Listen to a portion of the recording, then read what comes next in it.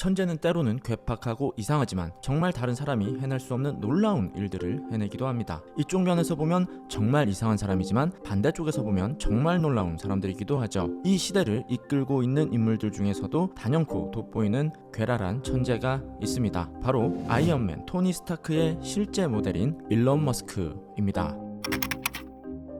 일론 머스크는 남아프리카 공화국에서 어린 시절을 보낸 것으로 알려져 있습니다. 최근 언론에 보도된 사진 속에서 엄청난 체구를 자랑하는 것과 달리 어린 시절 그는 반에서 가장 작고 볼품이 없는 아이였다고 합니다. 그래서 다른 친구들에게 얻어맞거나 괴롭힘을 당하기도 했는데요. 한 번은 계단에 앉아있던 일론 머스크를 누군가가 발로 차서 계단 밑으로 굴러떨어지게 한 후 여러 명이서 집단으로 린치를 가해 코를 복원하는 수술까지 해야 했다고 합니다. 12살이 되던 해에 참가했던 생존 캠프에서조차도 약하다는 이유로 두들겨 맞았다고 하니 거친 어린 시절을 보냈음이 분명합니다. 학교에서뿐만 아니라 집에서는 아버지 에론 머스크에 의해서 그는 정서적으로 물리적으로 폭력에 시달렸습니다. 그의 아버지는 평소 다정하게 이야기하다가도 갑자기 돌변해 폭언을 퍼붓는 등 극심한 양면적인 기질을 가지고 있었고, 이로 인해 일론 머스크는 항상 두려움을 가지고 살아야 했습니다. 그래서인지 이후 일론 머스크는 자신의 아버지에 대해 아버지는 악마이자 인간 말종이다 라고 평가하기도 했습니다. 가정에서도 학교에서도 마음을 붙일 곳이 없었던 그는 어린 시절부터 세계를 구하는 이야기에 빠져들었다고 합니다. SF 소설 속 장대한 작품들을 보면서 상상력을 키워갔고 과학 분야의 책도 상당히 많이 탐독했습니다.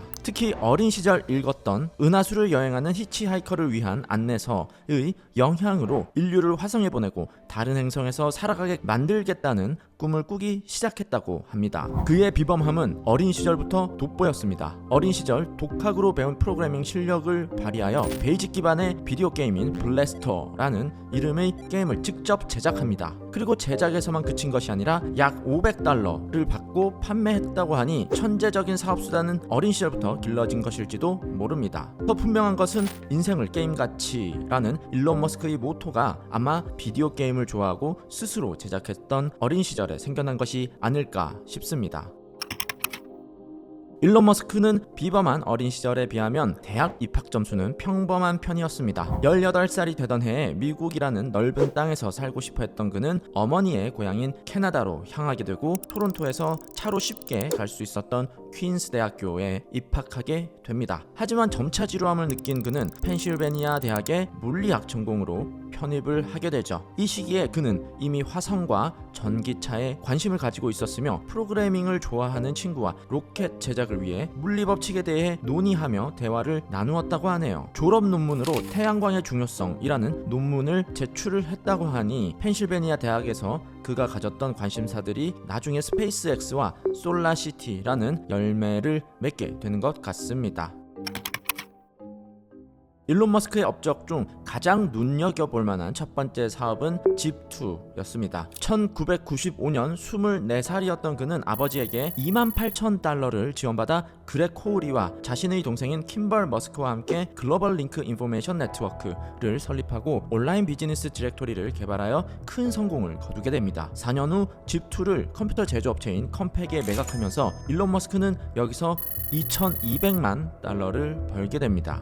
일론 머스크는 $2,200만 중에 약 $1,000만 투자하여 다음 프로젝트인 X.com을 설립하는데요. 이 회사가 바로 우리가 잘 알고 있는 현재의 페이팔입니다. 페이팔은 전자결제 시장에서 큰 성공을 거두고 현재도 전 세계적으로 사용되고 있는 플랫폼이죠. 당시 X.com은 급속한 사용자 증가로 서버가 다운되는 문제가 발생하기도 하고 내부의 쿠데타를 일으킨 직원들이 새롭게 설립한 회사인 컴피니티와 같은 건물에 거주하면서 경쟁해야 하는 등 다양한 문제를 가지고 있었습니다. 회사 내부의 문제들로 인해 결국 일론 머스크가 신혼여행을 떠난 틈에 긴급 이사회가 소집되고 그는 CEO 자리에서 쫓겨나게 됩니다. 엎친 데 덮친 격으로 신혼여행 중에 말라리아에 걸린 그는 무려 6개월 동안 투병 생활을 해야 했습니다. 이후 X.com은 경쟁하던 컴피니티와 합병을 하면서 2001년 페이팔로 명칭을 변경합니다. 당시의 X닷컴은 현재의 트위터가 X로 바뀌어서 X닷컴은 트위터로 사용이 되고 있죠. 그리고 2002년 이베이에 15억 달러 하나로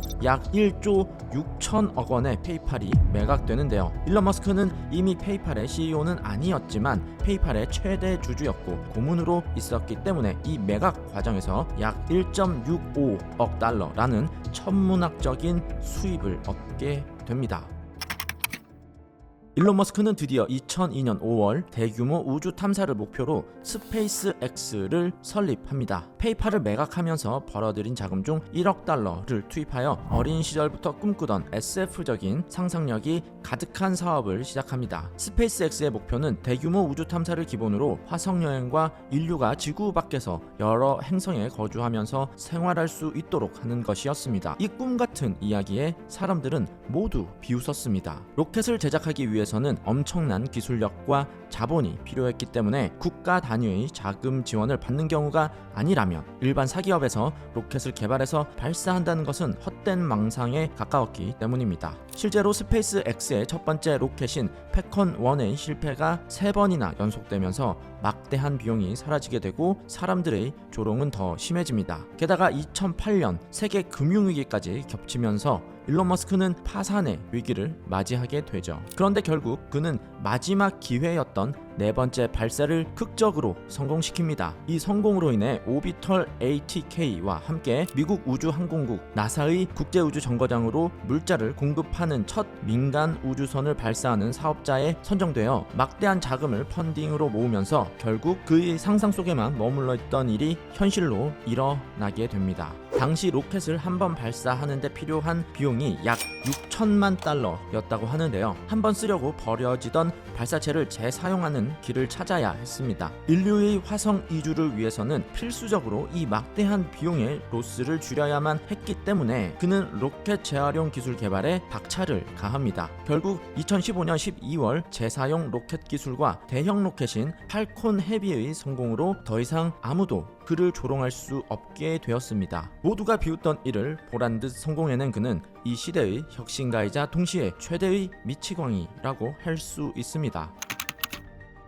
이후 일론 머스크는 우리가 잘 알고 있는 테슬라를 창업하여 전기 자동차의 성능과 디자인을 혁신합니다. 그는 환경 문제를 해결하기 위해 내연기관 자동차로부터 전기차로 전환해야 한다는 생각을 아주 진지하게 했습니다. 그래서 2014년 일론 머스크는 테슬라의 모든 특허를 세상에 공개하게 되죠. 테슬라의 모든 특허는 당신 것입니다 라는 말에서 괴팍한 천재의 독특한 가치관이 느껴집니다. 아마 그의 도전과 기술 공개가 없었다면 전기자동차가 지금과 같이 상용화되기까지가 더 많은 시간이 필요했을지도 모릅니다. 그는 어린 시절과 대학 시절 상상했던 모든 것들을 이루기 위해 끊임없이 혁신과 도전을 멈추지 않았습니다. 지속 가능한 에너지를 위한 기업인 솔라시티와 지하 터널 구축 기업인 더 베링 컴퍼니를 세웠으며 최근에는 BCI 스타트업 뉴럴링크를 설립하여 뇌에 칩을 이식하여 생각만으로 컴퓨터와 스마트폰을 작동할 수 있는 실험에 성공하기도 했습니다. 물론 솔라시티는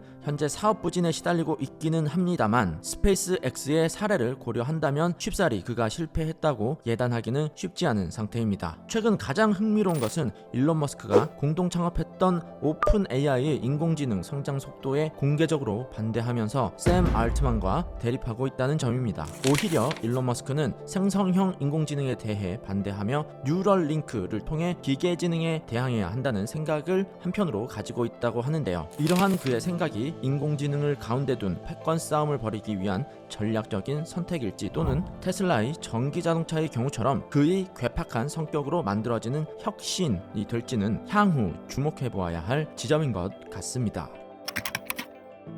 일론 머스크의 첫 번째 부인인 저스틴은 그에 대해 다음과 같이 말합니다. 일론은 두려움을 차단하는 법을 배웠어요. 두려움을 차단한 사람이라면 기쁨과 연민 같은 감정도 차단해야 했겠죠. 어린 시절 학교에서의 왕따와 집 안에서의 폭력에 노출되었던 경험은 일론 머스크에게 정서적인 결핍을 가져왔던 것 같습니다. 실제로 리더로서의 일론 머스크에 대한 평가는 그리 좋은 편은 아닙니다. 직원들에 대해 배려심이 거의 없는 편이기 때문에 동료, 직원, 엔지니어들이 그를 등지고 떠나는 경우가 많았는데요. 어떤 일에 대해 부정적으로 안 된다라고 말하는 직원들을 가차없이 정리해고하거나 무능력한 사람으로 간주하기를 서슴지 않았다고 합니다. 아마 이런 모습의 리더와 함께 일해야 한다면 직장인들에게는 재앙이나 다름이 없을 것입니다. 하지만 그의 이러한 냉담한 모습은 양날의 검과 같은 것이었습니다. 프로젝트가 될 때까지 저돌적으로 돌진하는 두려움을 모르는 모습과 타인의 감정에 공감을 잘 하지 못하는 모습은 동전의 양면과도 같은 모습입니다. 그가 세심하게 타인의 목소리에 경청하고 공감하는 사람이었다면 그는 스페이스X에 쏟아지는 조롱과 비난으로 인해 아마도 중간에 포기하고 말았을 것입니다. 하지만 그는 지독한 인간이었고 이러한 점이 한계 밖으로 그의 상상력과 추진력을 부스팅하는 장점으로 작용했을 것입니다. 일에 지독하면서도 사람들에게 따뜻하기까지 한 인물은 현실에서도 소설에서도 찾아보기 힘든 법이죠. 타고난 안목과 천재적인 감각, 극도로 예리한 성격, 집요하게 사업을 물고 늘어지는 인내력 등 이 모든 지점들은 그의 어두운 면을 비추는 반대쪽 지점인 것이죠. 물론 이런 성향은 그의 선택으로 길러진 것이라기보다는 어린 시절의 경험과 아버지의 학대 경험으로부터 유래한 것일 수도 있습니다. 하지만 어떤 사람은 이 부정적인 그늘을 벗어나지 못하고 삐딱한 사회 부적응자가 되는 반면 일론 머스크는 자신의 어둠을 활용하여 오히려 반대쪽으로 튀어나갔습니다. 부정적인 평가들을 무시하는 미치광이 과학자처럼 때로는 집요한 사업가처럼 그리고 천진난만하게 꿈꾸는 천재처럼 그는 자신의 약점을